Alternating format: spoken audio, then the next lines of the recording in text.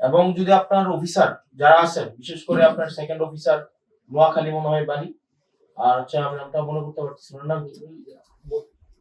মতিন মনে হয়, ওনার নাম মনে হয় মতিন, ফুললি করাপ্টেড একটা মানুষ। এবং আমাদের কাছে আমি এভিডেন্স নিয়ে কথা বলছি, এক কদম পা ফেরান। এখন দেবিদ্বারে এই ধরনের কার্যক্রম কোনোভাবে হইতে পারে না।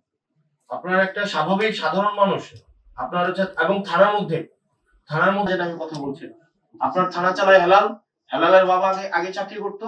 এখন হেলাল কোন মানে কোন মানে ইয়া থেকে আপনি আমাকে বলতে পারেন এই ধরনের কথা, তো ধরেন আপনাদের লিগ্যাল প্রসিজারে নাই, এটা নাই সেটা নাই, আপনাদের এই জায়গায় থানায় এগুলা জিনিসগুলো ঘটছে, প্রত্যেকদিন ঘটছে। এবং থানায় হেলাল আপনার থানায় ঢুকতে পারবেন আজকের পর থেকে। আপনার থানা চালাবেন আপনি, আপনার থানা আপনার আইন অনুযায়ী চলবে, এবং থানার যারা সদস্য তারা হচ্ছে আপনার যারা আইন শৃঙ্খলা বা পুলিশ আছেন, আপনার আন্ডারে যারা পুলিশ আছেন তারা হচ্ছে আপনার থানা চালাবে।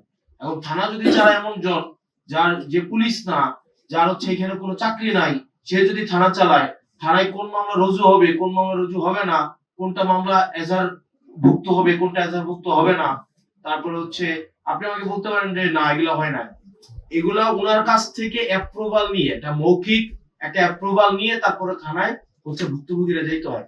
আমি আপনার কাছে যত সহজে যাইতে পারি, স্বাভাবিকভাবে একটা ভুক্তভোগী এভাবে যাইতে পারে না। আমি আপনার কাছে যে সহজে আসতে পারি, একটা স্বাভাবিক ভুক্তভোগী, একটা গ্রামের ভুক্তভোগী স্বাভাবিকভাবে পুলিশ সম্পর্কে এগুলোর একটা স্টিগমা আছে, এটা ভয় কাজ করে। এটা একদিকে স্বাভাবিকভাবে যে পুলিশ মানে তারা চাচ্ছে তাদের ইমেজ রিগেইন করতে, মানুষের ফ্রেন্ডলি হইতে, এটা চেষ্টা করছে এবং আমরা এটাকে অ্যাপ্রিশিয়েট করি। কিন্তু স্বাভাবিকভাবে একটা গ্রামের মানুষ যখন দেবিদ্বারে আসে, বড়কান্থা থেকে, ভানি থেকে, সুলতানপুর থেকে, এটা স্বাভাবিক একটা গ্রামের মানুষ, আপনি যে কেসের যে জিনিসগুলো বলছেন এগুলা দেখবেন স্বাভাবিকভাবে অর্থনৈতিক ভাবে যারা একটু একটা লিমিটেড একটা পর্যায়ে জীবনযাপন করে, তাদের মধ্যে কলহগুলো বেশি হয়। আপনি দেখবেন যে অটো চালক, সিএনজি চালক, তারা যখন থানায় যায় দেখা যায় বেশিরভাগ ক্ষেত্রে তাদেরকে হয়রানি করে।